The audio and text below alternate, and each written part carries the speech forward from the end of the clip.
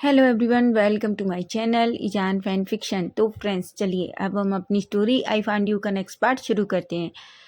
और friend, please channel को subscribe करिए। प्लीज़ प्लीज़ प्लीज़, आप यार सब्सक्राइब भी नहीं करते। प्लीज़ सब्सक्राइब कीजिए, लाइक कीजिए और अपने कमेंट करके मुझे ज़रूर बताइए कि आज का पार्ट आपको कैसा लगा है। तो चलिए फ्रेंड्स, स्टोरी की स्टार्टिंग करते हैं। तो स्टोरी के लास्ट पार्ट में हमने देखा था, हम देखते हैं जहाँ वांगजी और यूनुन को जब वो वापस सुपर मार्केट में लाता है तो अचानक से बहुत तेज़ बारिश होने लगती है, जिस पर वांगजी फाइनली विंग और यूनुन के साथ ही रुक जाता है। वहीं यूनुन जो गहरी नींद में चली जाती है और वांगजी देखता है कि विंग जो विंडो के सामने खड़ा होकर बस बाहर की तरफ देख रहा था। तभी वांगजी खड़ा होता है और सीधा विंग के पीछे चला जाता है। विंग जिसे नहीं पता था कि वांगजी उसके पीछे है।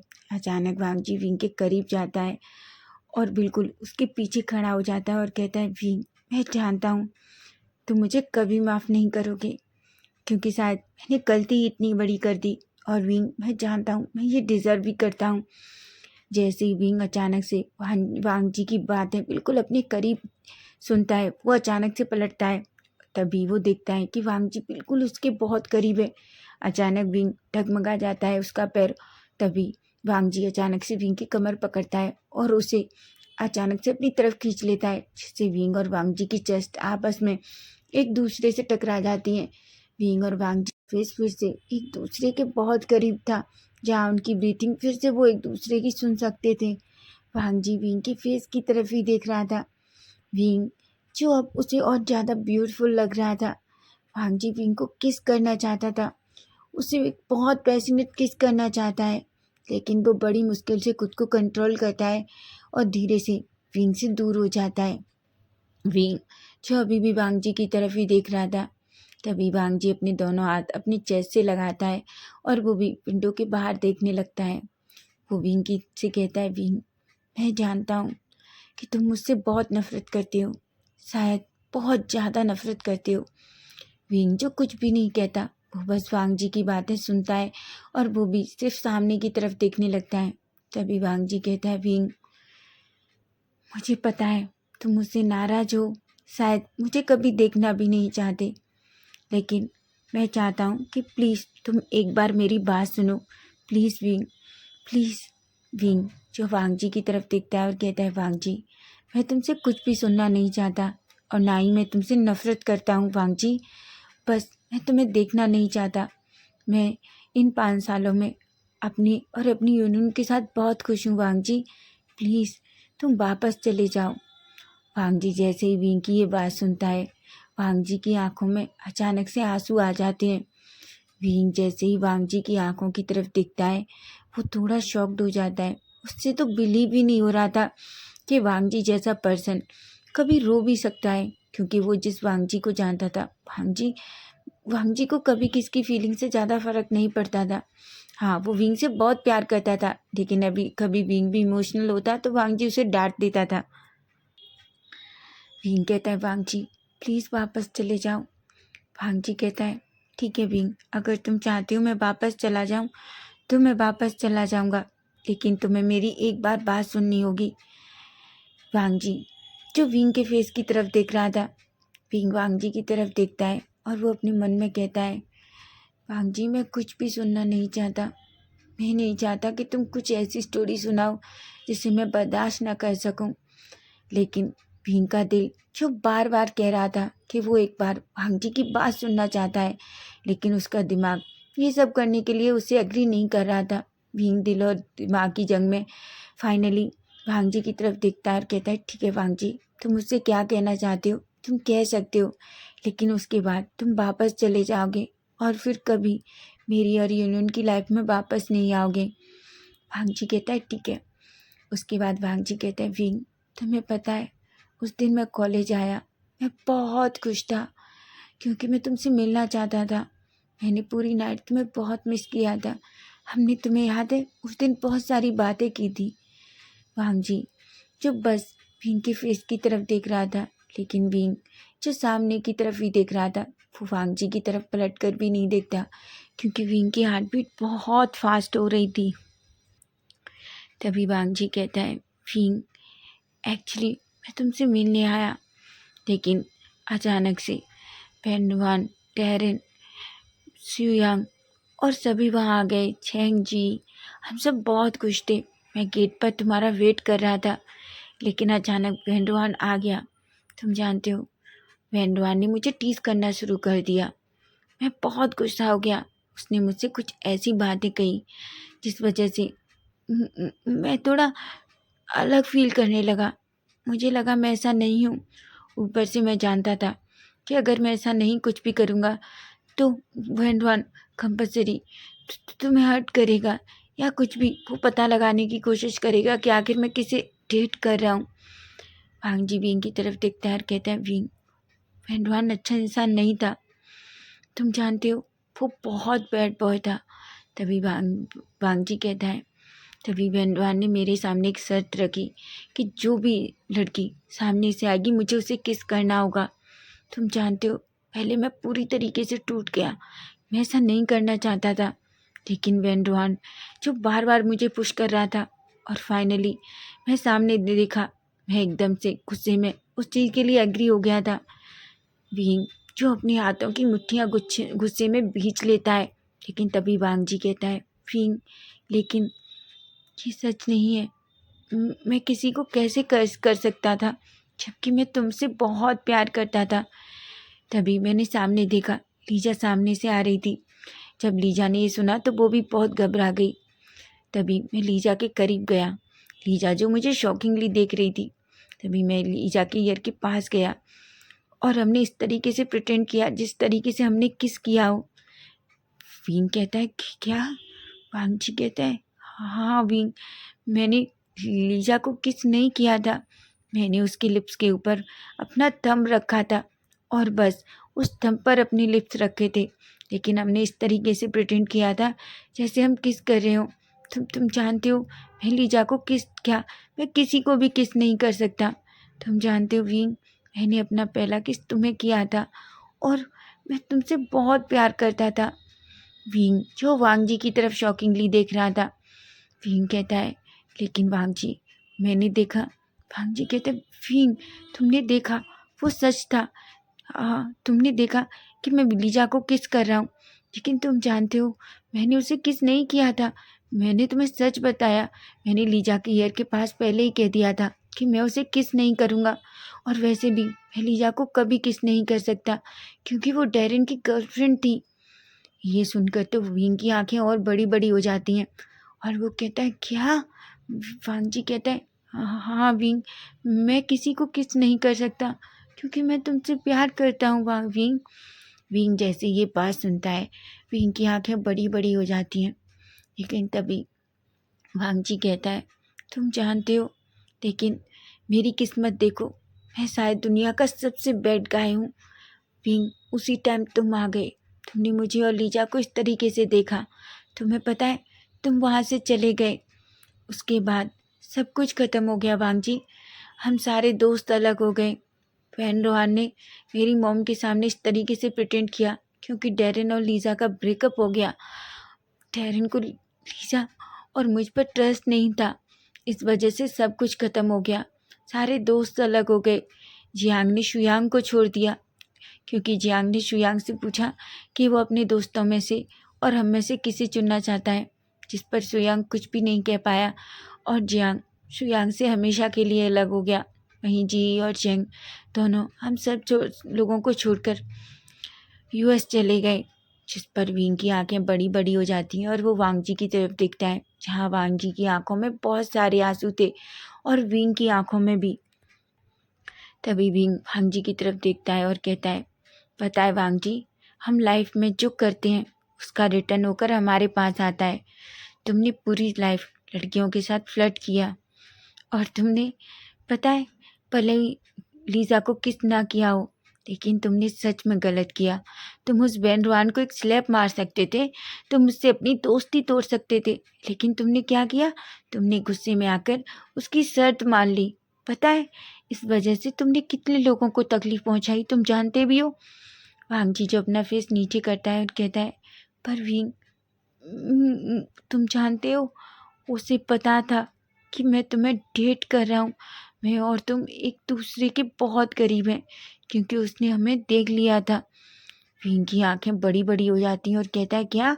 तभी वांगजी कहता है हाँ, तुम जानते हो जिस दिन मैं और शुयांग उसे मारने गए थे, उस दिन उसने हमें बताया कि उसने मुझे देख लिया था कि मैं तुम्हें डेट कर रहा हूँ।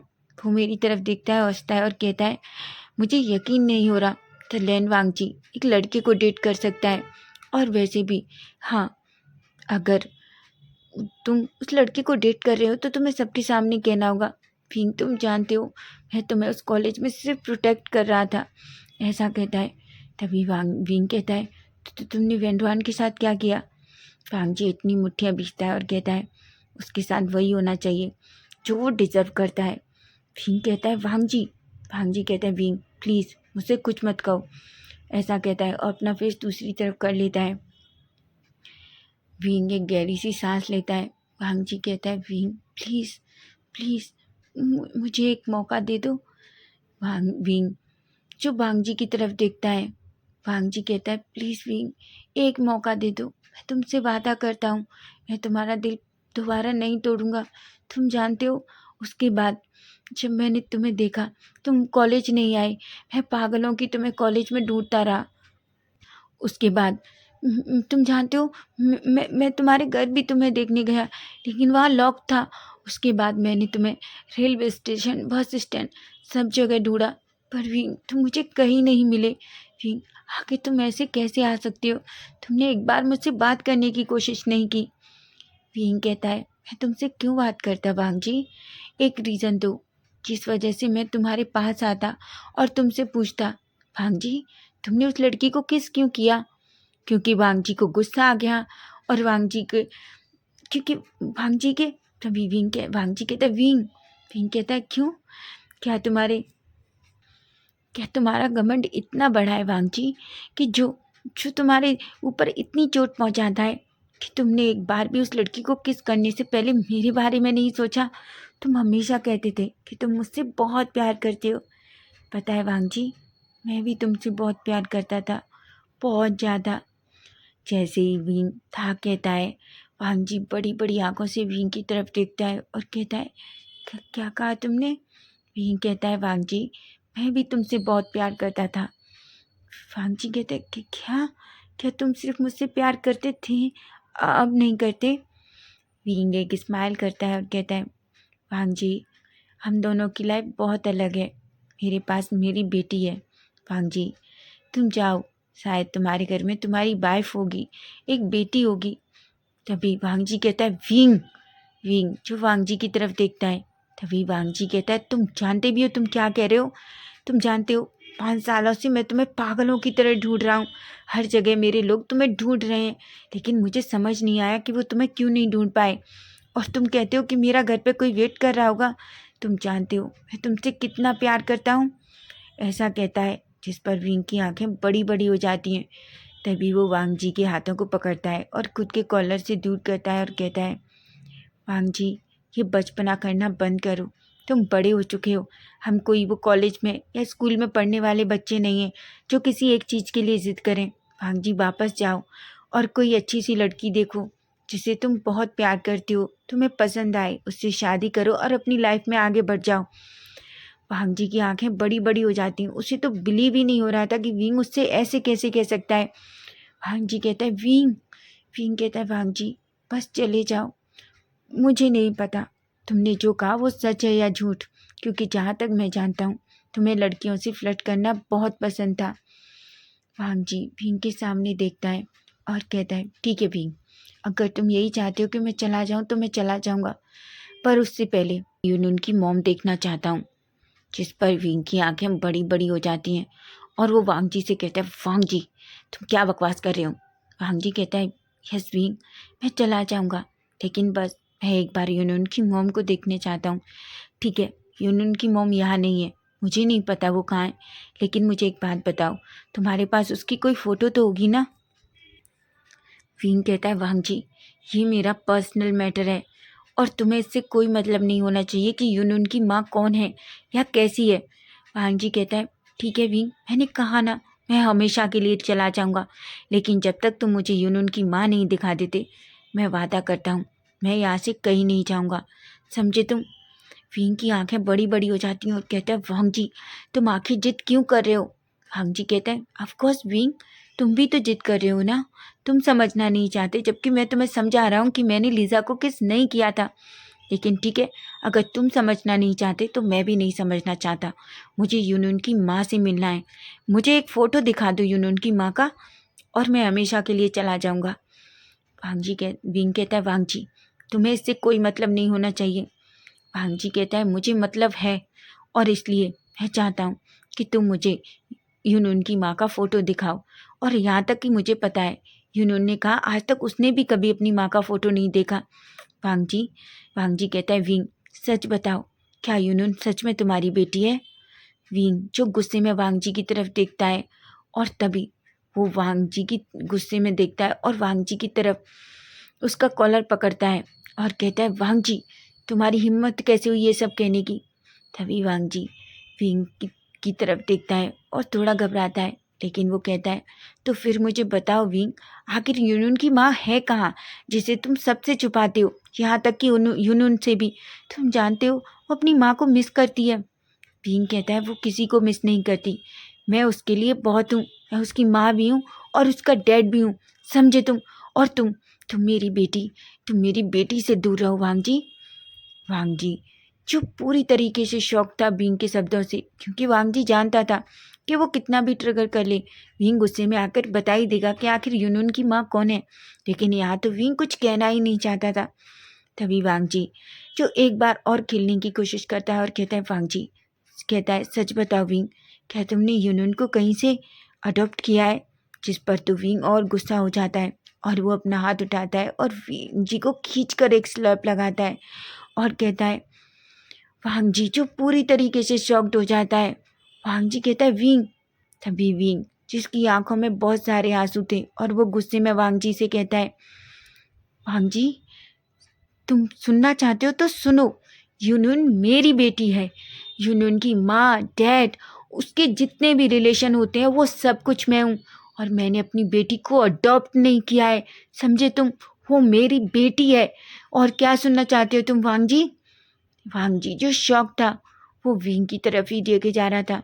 तभी विंग कहता है और हाँ, उसकी माँ से तुम्हारा कोई लेना देना नहीं है कि मैंने यूनून को कभी उसकी माँ से नहीं मिलाया या क्या नहीं किया, वो तुम्हारी प्रॉब्लम नहीं है वांग जी, समझे तुम। ऐसा कहता है। वो वांग जी को खुद से दूर पुश करता है और जाकर सोफे पे यूनून के पास बैठ जाता है। वांग जी जो बस उस विंडो के पास से विंग को खड़ा होता हुआ देखता है। विंग जो यूनून को अपनी बाहों में ले लेता है और बस उसकी आंखों से आंसू बह रहे थे। वांग जी जो शॉक्ड हो जाता है। वांग जी अपने मन में कहता है आखिर विंग ऐसा क्या छुपा रहा है यूनून के बारे में जो वो किसी को बताना नहीं चाहता। तभी वांग जी विंग के पास आता है और कहता है I am sorry wing. Wing गुस्से में वांग जी की तरफ देखता है और कहता है वांग जी दूर रहो मुझसे और मेरी बेटी से, मुझे तुमसे बहुत नफरत है, इतनी नफरत है जिसे मैं बता भी नहीं सकता। वांग जी शॉक्ड हो जाता है और कहता है विंग। विंग कहता है वांग जी मैं लास्ट वार्निंग दे रहा हूँ तुम्हें, मेरी बेटी से और मुझसे दूर रहो। मैं एक ही बात कई बार नहीं दोहराऊंगा, मुझे नहीं पसंद है, समझे तुम। वांग जी कहता है ठीक है विंग, मैं कल वापस चला जाऊंगा और जो कुछ मैंने कहा उसके लिए आई एम सॉरी। विंग जो कुछ भी नहीं कहता और वो यूनून को अपनी गोद में ले लेता है और उसको अपनी चेस्ट से टाइटली लगाता है और रोते हुए कहता है वो मेरी सब कुछ है, यूनून मेरी बेटी है, मुझे अपनी बच्ची के लिए किसी की ज़रूरत नहीं है, ऐसा कहता है। जिस पर वांग जी एक पल के लिए शॉक्ड हो जाता है और वो वहीं दूर दूसरे सोफे पे बैठ जाता है। वो विंग और यूनून को देख रहा था, जहाँ विंग यूनून के बालों को धीरे धीरे सहलाता है अपनी चेस्ट से लगाते हुए। अचानक विंग जो यूनून को सुलाते सुलाते कब नींद में चला जाता है विंग को पता भी नहीं चलता। वहीं वांग जी दूर से विंग और यूनून को देख रहा था। वांग जी कहता है विंग ऐसा कुछ तो है जो तुम हमें नहीं बताना चाहते। विंग प्लीज़ मुझे बताओ आखिर ऐसा क्या सच है जो तुम हम सबसे छुपा रहे हो, यहाँ तक कि यूनून से भी। विंग मैं तुम इतना तो अच्छे से जानता हूँ कि तुमने यूनून को अडॉप्ट नहीं किया। यूनून तुम्हारी बेटी है, लेकिन आखिर यूनून तुम्हारी बेटी है तो उसकी माँ कौन है। विंग ऐसा क्या सच है जो तुम इस तरीके से छुपा रहे हो? वांग जी कहता है कुछ भी हो जाए पर मुझे पता लगाना होगा आखिर यूनियन की माँ कौन है, और मैं जब तक विंग यहाँ से नहीं जाऊँगा, जब तक मैं यूनियन की माँ के बारे में नहीं जान लूँगा, ऐसा कहता है। और फाइनली वो दोनों कब अपने अपने सोफे पे सो जाते हैं उन्हें पता भी नहीं चलता। अब हम नेक्स्ट डे मॉर्निंग का सीन देखते हैं, जहाँ हम देखते हैं वांग जी जो धीरे धीरे अपनी आइज ओपन करता है। तभी वो देखता है विंग जो सोफे पर था और यूनुन जो उसके ऊपर थी। वहीं वो देखता है विंग के बाल थोड़े बिखरे हुए थे, लेकिन वांग विंग नींद में सच में बहुत क्यूट लग रहा था। वांग जी जो बस विंग और यूनुन को ही देख रहा था। वांग जी उन दोनों को देखकर एक स्माइल करता है। तभी वो धीरे धीरे विंग और यूनुन के करीब जाता है। वो विंग और यूनुन के पास वहीं सोफे के पास अपने घुटनों के बल बैठ जाता है और वो यूनुन और विंग को देखने लगता है। तभी वो धीरे से यूनुन के फोरहेड पे एक किस करता है। तभी वो विंग को देखता है, जहाँ वो देखता है कि विंग जो जिसके रेड लिप्स पूरी तरीके से वांग जी को पागल कर रहे थे। वांग जी विंग को बहुत पैशनेट तरीके से किस करना चाहता था, वो खुद को रोकना चाहता था, लेकिन अचानक से वांग जी कहता नहीं, अगर वो जाग गया तो मुझे मार डालेगा। वैसे भी इस टाइम वो मेरे से इतना गुस्सा है कि वो मुझे सच में मारने से पहले एक बार भी नहीं सोचेगा। लेकिन तभी वांग जी एक स्माइल करता है और वो धीरे से विंग के फोरहेड पे एक किस करता है और कहता है विंग मैं बिना सच जाने यहाँ से कहीं नहीं जाने वाला। तभी अचानक से वांग जी की नज़र नीचे जाती है, जहाँ विंग की शर्ट उसके टमी से थोड़ी ऊपर हो गई थी। वहीं वांग जी जो विंग के टमी को देखता है, तभी वहाँ कुछ निशान नज़र आता है, जिसे देखकर एक पल के लिए वांग जी शॉक्ड होता है और वो कहता है विंग को क्या हुआ है, आखिर विंग के टमी पर ये किस तरीके के निशान है, ऐसा सोचता है। वांग जी जो बस विंग की तरफ ही देख रहा था। वांग जी कहता है पर आखिर ये सब क्या है, विंग को क्या हुआ है? और तभी वांग जी विंग के टमी को और थोड़ा करीब जाके देखने लगता है, जहाँ वो देख सकता था। ऐसा लग रहा था कि जैसे विंग के टमी को कट किया हो और उसमें टाँके लगाए गए हों। वो देखता है और उस पर अपनी फिंगर ले जाने की कोशिश करता है, लेकिन जैसे ही वांग जी उन्हें छूने वाला ही था कि अचानक से वो देखता है कि विंग नींद में हलचल करता है और वांग जी जल्दी से उठकर थोड़ा दूर जाकर खड़ा हो जाता है। विंग जो धीरे धीरे अपनी आइज़ ओपन करता है और वो देखता है कि वांग जी जो थोड़ी दूर पर खड़ा हुआ है। विंग जल्दी से बैठता है और वो यूनुन को धीरे से सोफे पे लेटाता है। वो वांग जी की तरफ देखता है। वांग जी एक स्माइल करता है और कहता है गुड मॉर्निंग विंग। विंग वांग जी की गुड मॉर्निंग का कोई जवाब नहीं देता। वांग जी एक गहरी सी सांस लेता है और कहता है आखिर मैं ऐसा क्या करूं कि ये बनी मेरी बात सुने, ये मुझे इतना क्यों सता रहा है। बेबी बनी मैं तुमसे बहुत प्यार करता हूँ, तुम समझ रहे क्यों नहीं हो विंग। पर तभी विंग कहता है वांग जी क्या तुम्हें वापस नहीं जाना? वांग जी कहता है एक्चुअली वो क्या है कि वो तभी अचानक से यूनुन खड़ी होती है और वो अपनी आंखें मलते हुए विंग और वांग जी को अपने सामने देखती है। उसके फेस पे एक स्माइल आ जाती है और वो जाकर दोनों वांग जी और विंग को टाइटली साथ में ही दोनों के एक एक पैर को हक कर लेती है। तभी विंग जो यूनुन की तरफ देखता है और एक स्माइल करता है। वांग जी भी यूनुन को देखकर एक स्माइल करता है। तभी यूनुन कहती है good morning dada, good morning uncle. Wing और वांग जी दोनों स्माइल करती हैं और यूनुन के पूरे हेड पे अपना हाथ रखते हैं कि वहीं विंग जो पहले हाथ रखता है और वांग जी जो विंग के हाथ पे अपना हाथ रख देता है, जिससे अचानक विंग वांग जी की तरफ देखता है। वांग जी जो विंग की तरफ ही देख रहा था, तभी अचानक विंग अपना हाथ हटाता है कि वांग जी विंग का हाथ टाइटली पकड़ लेता है। विंग जो अपना हाथ छुड़ाने की कोशिश कर रहा था, पर वांग जी विंग का हाथ यूनुन के हेड पर रखे ही रहता है और उसे टाइटली पकड़ लेता है। वांग जी कहता है तो प्रिंसेस क्या तुम अच्छे से सोए? यूनुन कहती है ऑफ कोर्स अंकल, मैं बहुत अच्छे से सोई, ऐसा कहती है वांग जी। तभी अचानक विंग का हाथ छोड़ता है और यूनुन को अपनी गोद में ले लेता है और वो कहता है ठीक है तो क्यों ना हम थोड़ा बाहर जाके देखें कि मौसम कैसा है, ऐसा कहता है। वांग जी जो विंग जो अपने दांत पीसता है, लेकिन वांग जी को अब उसकी गुस्से की कोई परवाह नहीं थी। वो यूनुन को लेकर थोड़ा केबिन से बाहर चला जाता है और वांग जी जो विंग जो गुस्से में अपने पैर पटकता है तो फ्रेंड्स नेक्स्ट पार्ट इसका हम कल देखेंगे कि आखिर कल क्या होगा। अगर स्टोरी अच्छी लगी है तो प्लीज़ चैनल को सब्सक्राइब ज़रूर करना। Bye bye, take care.